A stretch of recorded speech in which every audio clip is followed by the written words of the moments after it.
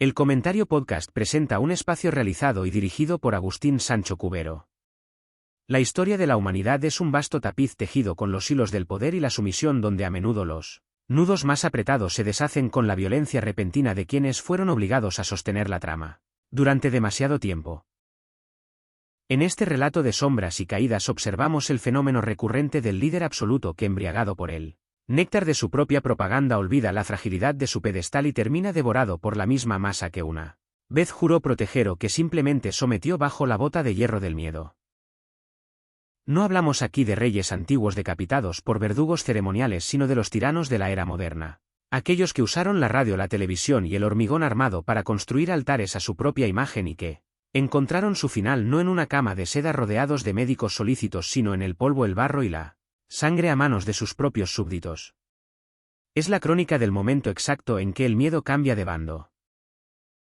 Imaginemos primero el aire frío de la Lombardía en un abril que prometía el fin de una guerra devastadora, pero que para un hombre significaba el cierre de un telón que él creía eterno.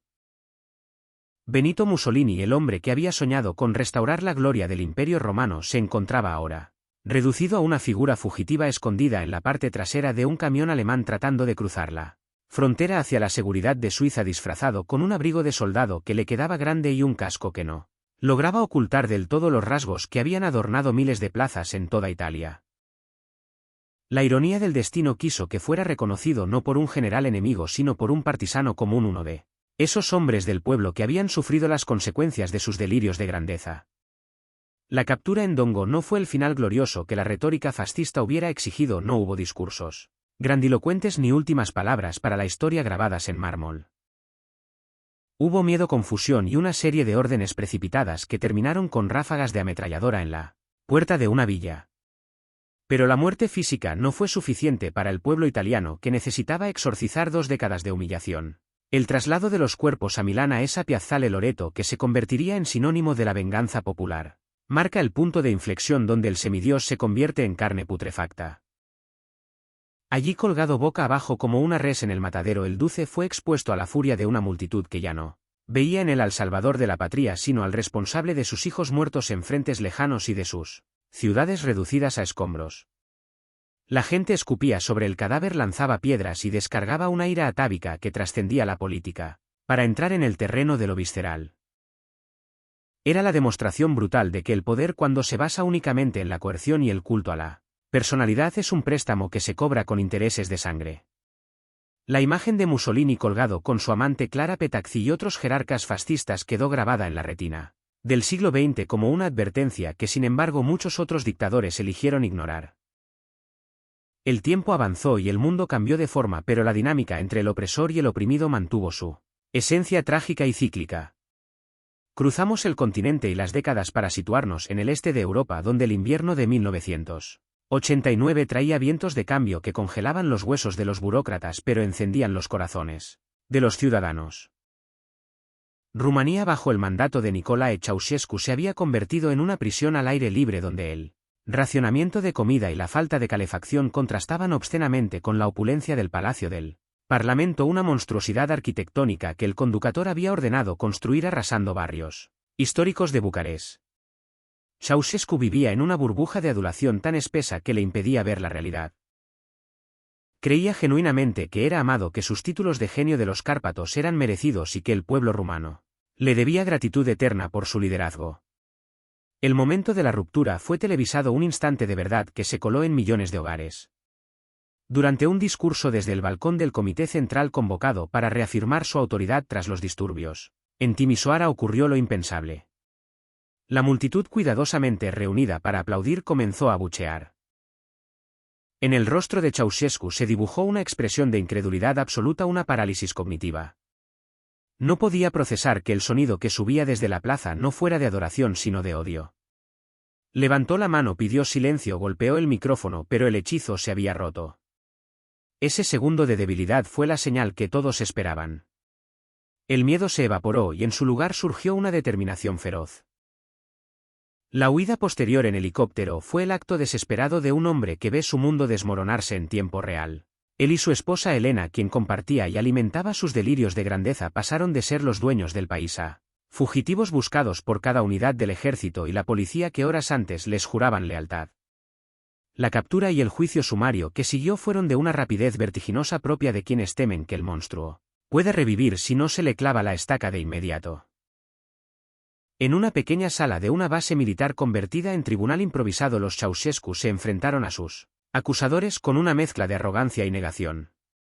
Elena preguntaba a los soldados si no recordaban que ella era como una madre para ellos, una frase que resonaba con un eco macabro ante la realidad de un pueblo huérfano y hambriento. No hubo defensa real ni proceso legal meticuloso porque la revolución no tenía tiempo para formalidades. La sentencia fue muerte.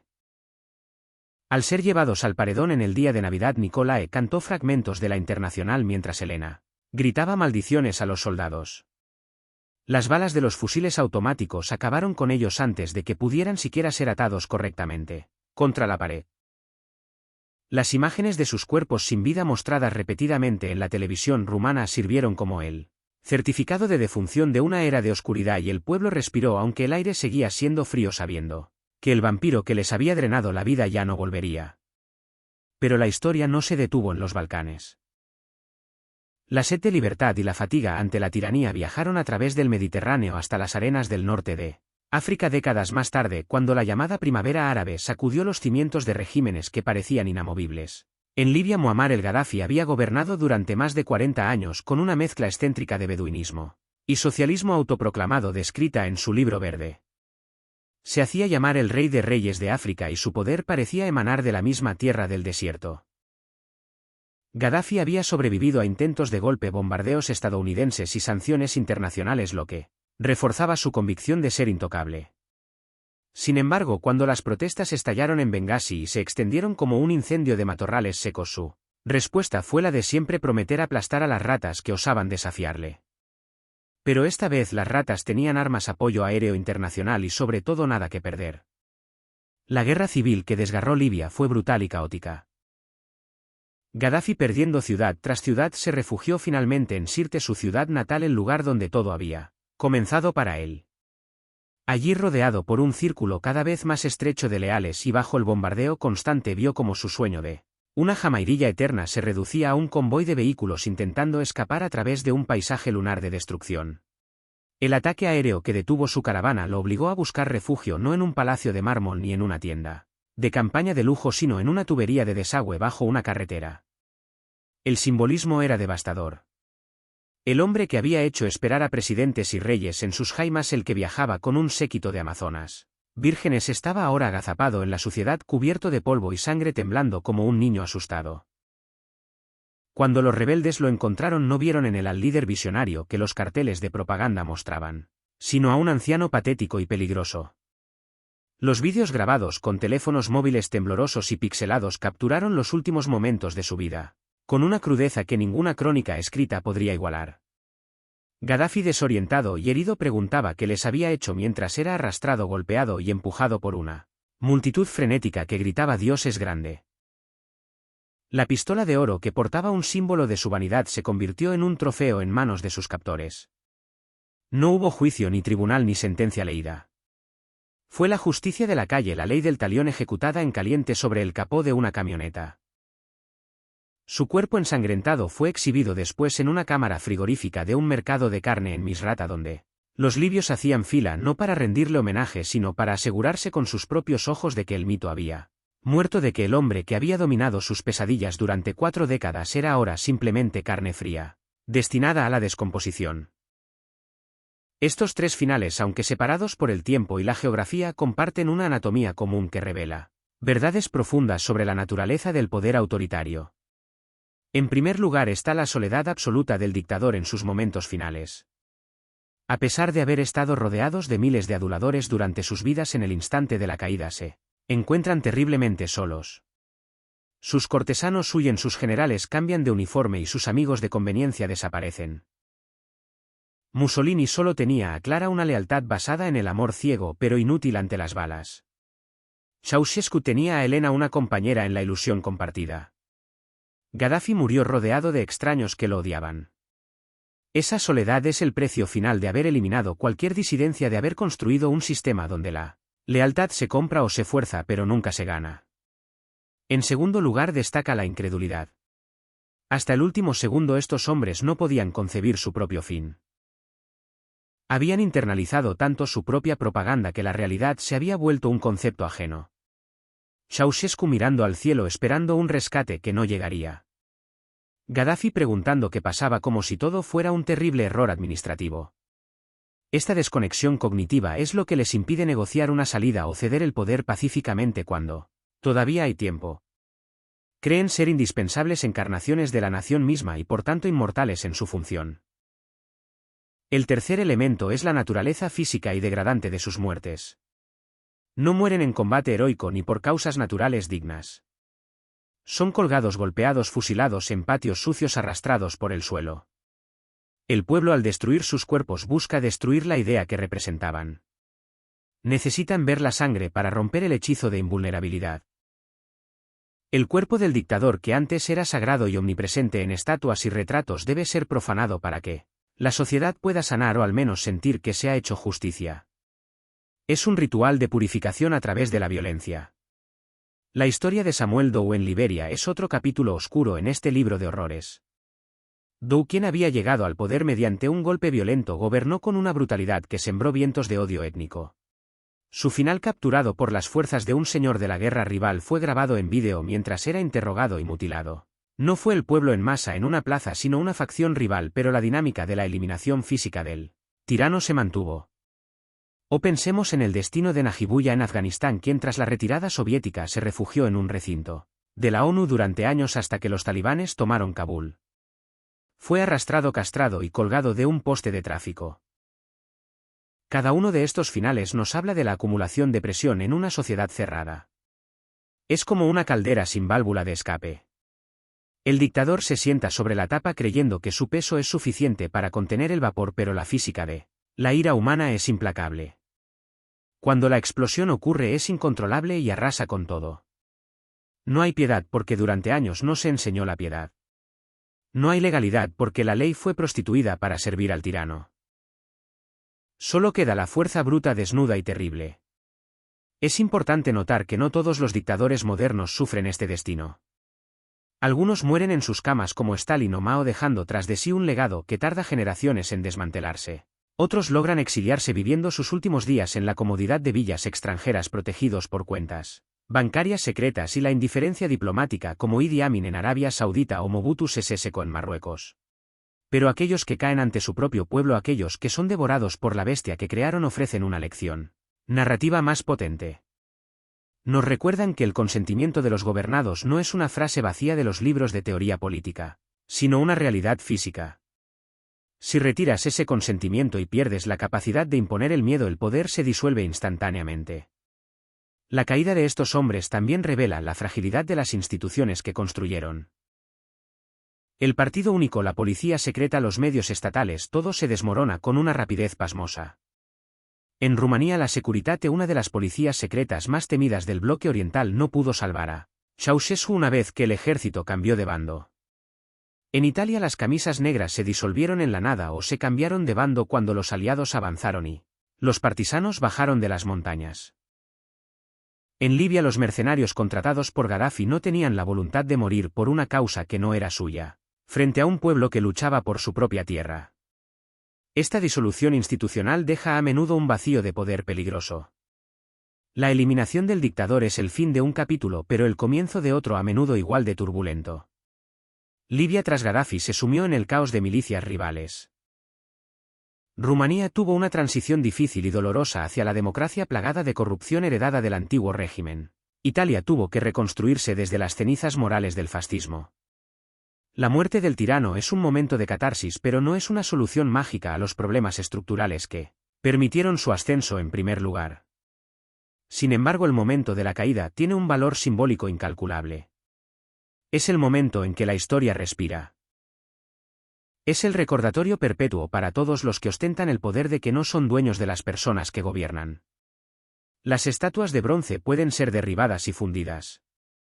Los retratos pueden ser quemados.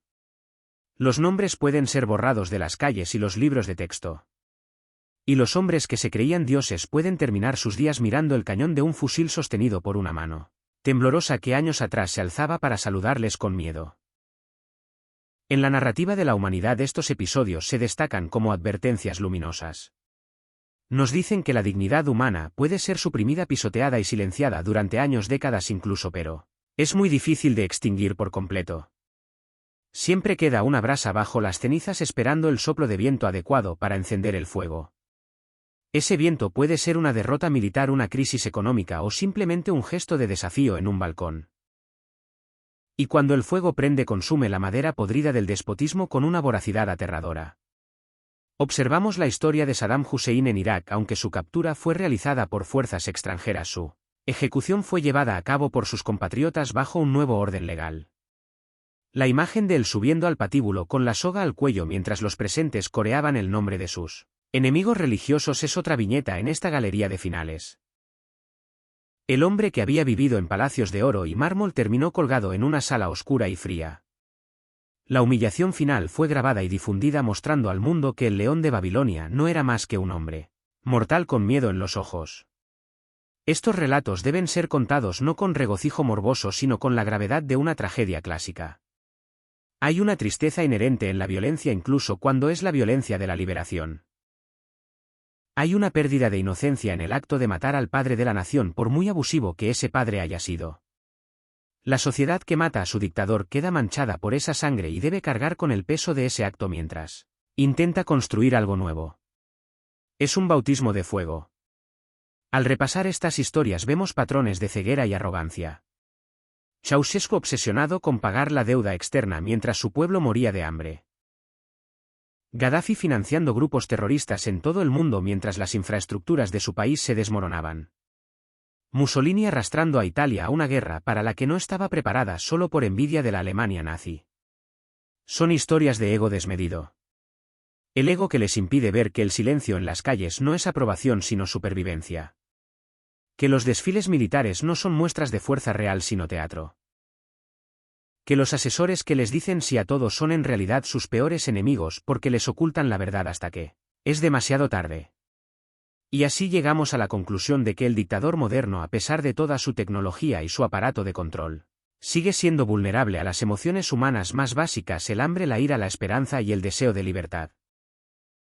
No hay muro lo suficientemente alto ni búnker lo suficientemente profundo para protegerse indefinidamente de un pueblo que ha decidido que ya basta.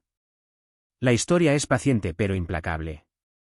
Anota cada agravio, cada injusticia y al final presenta la factura. Y para estos hombres la factura se pagó con su propia vida en el espectáculo público de su destrucción. Las plazas donde cayeron las paredes contra las que fueron fusilados, los caminos donde fueron capturados se convierten en lugares de memoria. No para honrarlos sino para recordar que el poder absoluto es una ilusión peligrosa.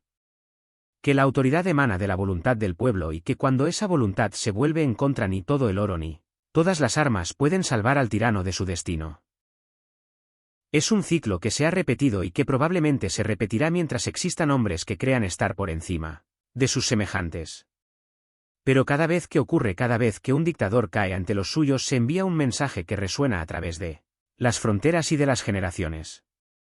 Un mensaje que dice que nadie es eterno, que el miedo tiene fecha de caducidad y que al final del día todos somos simplemente humanos mortales y frágiles bajo el mismo cielo indiferente. La caída es siempre más rápida que el ascenso. Construir una dictadura toma años de maniobras, purgas y propaganda. Destruirla puede tomar solo unos días de furia colectiva. Esa asimetría temporal es lo que hace que estos eventos sean tan impactantes. El mundo se despierta un día con un líder supremo y se acuesta con un fugitivo o un cadáver. La velocidad del colapso deja al mundo atónito y a los historiadores con la tarea de recoger las piezas y tratar de explicar cómo lo que parecía sólido como la roca se desvaneció como el humo. Y en ese humo, entre los escombros de las estatuas derribadas y los palacios saqueados, queda la lección final. La lección de que la soberanía reside en el pueblo y que recuperarla es un derecho inalienable aunque el precio sea terrible.